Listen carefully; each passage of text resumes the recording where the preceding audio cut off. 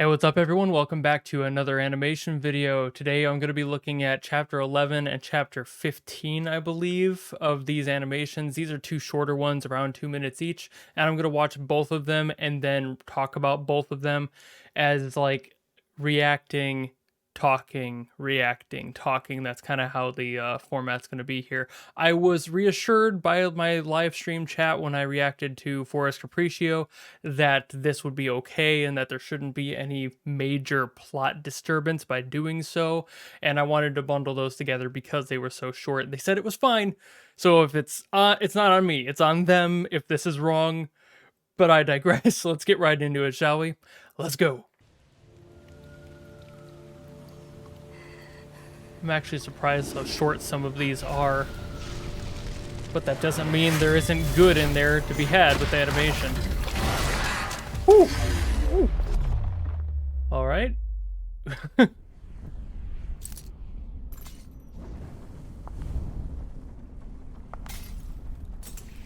Oh, that's really cool. That's sick, actually.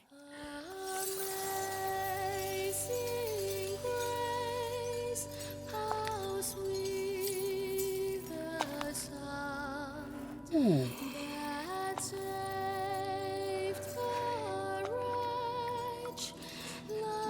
Kiana，你还在等什么？ Yo. Woo. All right. 姬子老师，我不会再逃避了。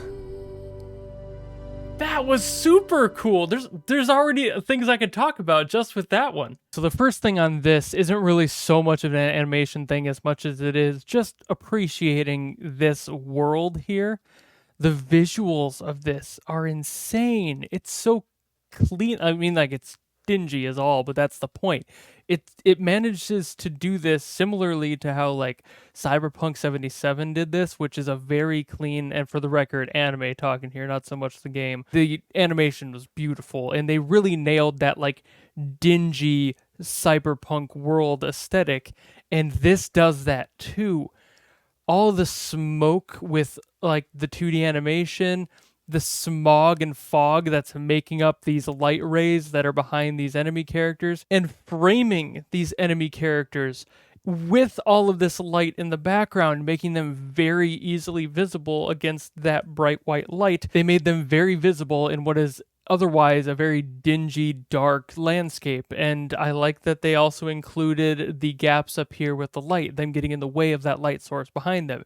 Not so hard to do, but nice to frame them that way so they actually get in the way of that light and interact more with the world around them instead of just making them sit on top of things. And speaking of these robot guys, as they come down here, they kind of throw this dust around, but I think this is kind of unique actually, and this works really well. These 2D assets of this smoke in the foreground here, there's a few different variants of this plumage that happens while these characters land, but they're not really attached to anything. They're on the camera.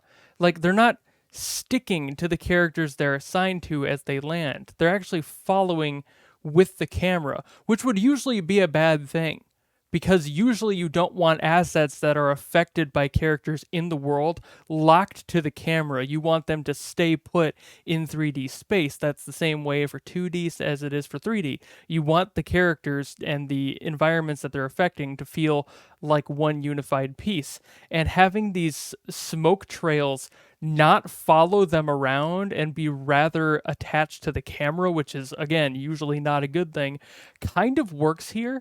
Not because it's what should have been done, but because it fits with all of this other visual noise happening here. It's all these characters land in. You're really not paying quite attention to that. You honestly wouldn't have been paying that much attention to it, especially if I hadn't pointed it out just now. And that's kind of why it works. It should still, honestly, in my opinion, have been attached to the characters, but I understand that this is a corner that was cut that is totally cuttable.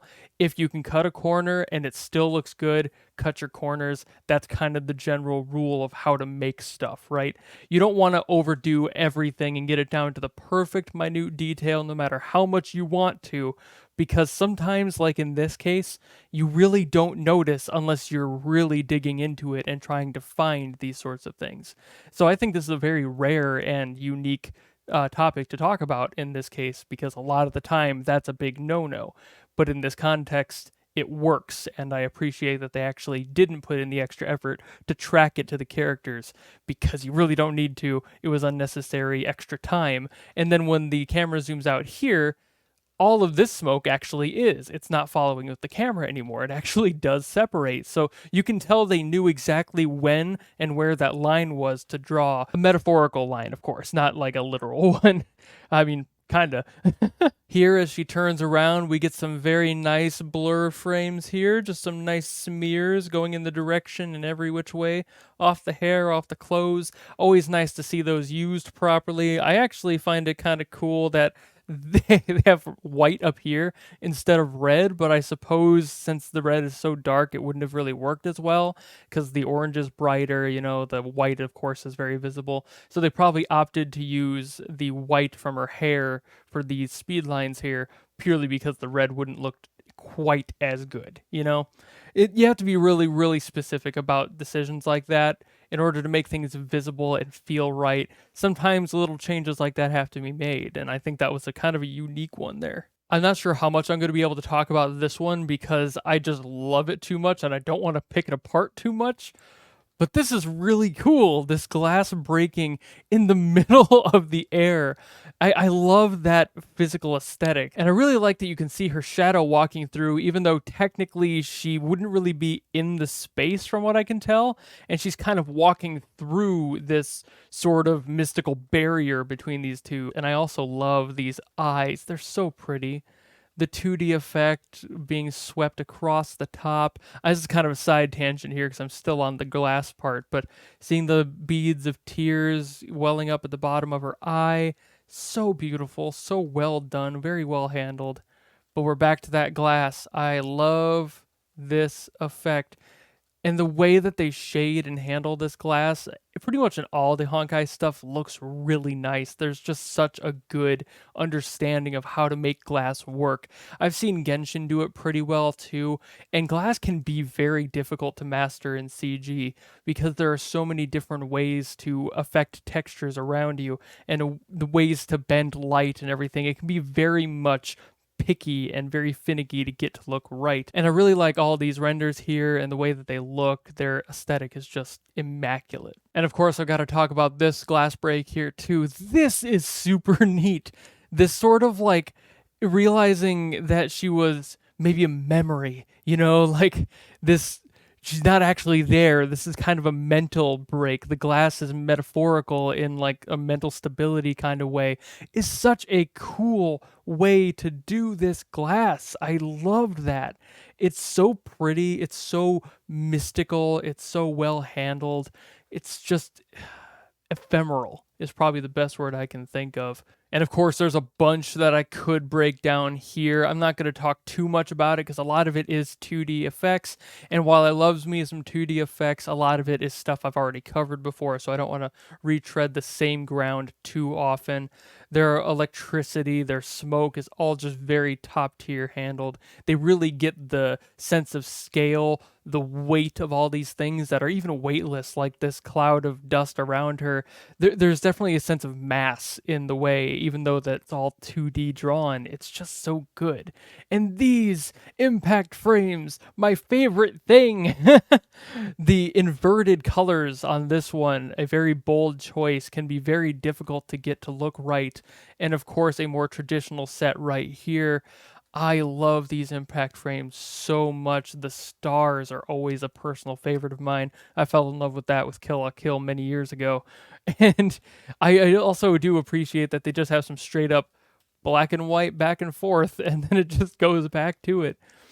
There are so many good impact frames in these Honkai animations, and I will never stop appreciating them every time they appear. It's basically at least one per video, and I'm so happy about that because I always get to nerd out about them.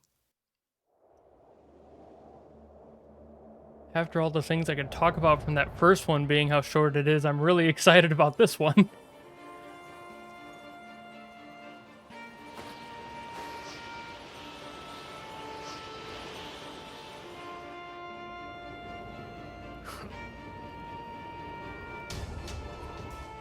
I'm expecting combat choreography. Oh yeah, hold it. Woo! Okay. They're actually utilizing the frame rate very well in this one.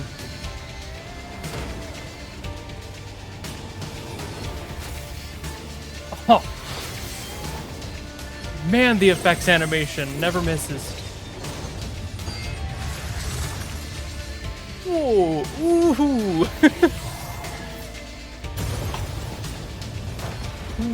What an impact. Okay. You know we're going to be talking about these impact frames. God. So of course I'm going to start right here where we're kind of at like an ankle height for this character, and this is a classic time-tested directorial technique in order to make things feel faster even if you can't get speed up actually, which works in animation very much the same way it works in real life. They use this technique for a lot of car chases, especially stuff like the Fast and Furious franchise and pretty much every other car chase ever. If you put a camera down by something like the wheels as close as you can to the ground and put it close to the car so you can still see it, the vehicle will feel faster because you're closer to the ground with the camera and the eye line is lower. So it makes it kind of feel like there's more speed happening even when there's not. You can do car chases at like 20 miles per hour that feel much faster, like they're at 50 plus by doing that method. And this is very much the same what's happening here with her running. I'm sure they didn't have that much room to make her move in CG, so lowering the camera down gives them a lot more leeway in that movement forward. And even though there's not that much distance between them in actuality in the models they're using in the environment that they're animating in, they're able to abuse that and even do things like this, where they definitely switched between two different locales just for a moment to add a couple more frames in order to make things feel just a little bit bigger. You have to utilize things like that in order to make these movements feel right. You have to abuse the environment. I talked about that a lot in, I think, one of my first Honkai breakdowns, where a character moved in front of a pillar, and on the other side, I could tell that they moved her back to the prior chunk of that area, and it's something you gotta do. Honestly, I'm surprised they didn't do any sort of blurring on this character. They could have had some trails added in post, doing some 2D animation trails just like the prior video, but I see why they didn't, because it is kind of unnecessary and it does look fine plenty without them. And I do love this impact here right on the ground, seeing all of this get kicked up and shoved back, just really emphasizing that impact. Makes it feel so much more alive, and you really feel the energy behind it. It's so good. Even right here between these two, it goes from more of like a jagged edge up here, like definitely pay attention up here. You see this chunk, and then the next frame, it kind of plumes out, which, sure, but it's a plume of snow. It's puffy, it's powdery. So going from this jagged impact to a more fluffy, thick, more like a pillow. But I like that they did that instead of just making it go jagged and fly away, because yeah, snow is more fluffy than that. Even if it's dense, heavy snow, even if it's wet snow, it would either act a little bit more flighty and puffy like soft snow, or it would clump up very heavily and fall to the ground. It wouldn't just disappear. So I kind of like that they made this flower effect on the snow, kind of looking like it's just exploding softly, even after all that energy was released going outward. Another thing they did really well here was this gathering of potential energy to spend into kinetic energy, was just slowing it down into this foot and then having her jolt forward. But when she jolted, this chromatic aberration here, this impact aberration, I'm going to start calling it that because that's what it is. They basically use aberration, camera shake, and camera shake is obvious, but I love that they aberrate these colors, because you see this blue, and then in this frame, you're seeing like distinct bands of different colors because it's exaggerating those to make it feel more impactful. And that's a really clever way to do this sort of thing, and I really haven't seen it much until I started watching these animations. So this is definitely a stylistic thing from the Honkai team, and I love that they're doing it. And you know, we got to talk about these impact frames here. I love this one. This is so cool. The colors on this one are insane. This deep blood red, and then just this gray that is a completely different vibe. You get all of this energy in this red, and then all of this, frankly, nothing, which is a great showing physically of that power imbalance, how much she's coming in with, that very aggressive jolt of power versus him just kind of taking it. There's no color to it. There's no response in energy. It's just being expelled out the back. This sequence here is just visually majestic, so I'm not really going to talk about it too much as I am just clicking through every frame so we can all appreciate in slow motion the amount of 2D effort that went into this. There's plenty of CG being utilized too, especially in like this sequence with the giant sword. But man, is every frame a painting here, every frame being drawn. All of these effects here are intentionally hand drawn to be able to make it look just right and everything feel just right. Man, I love that.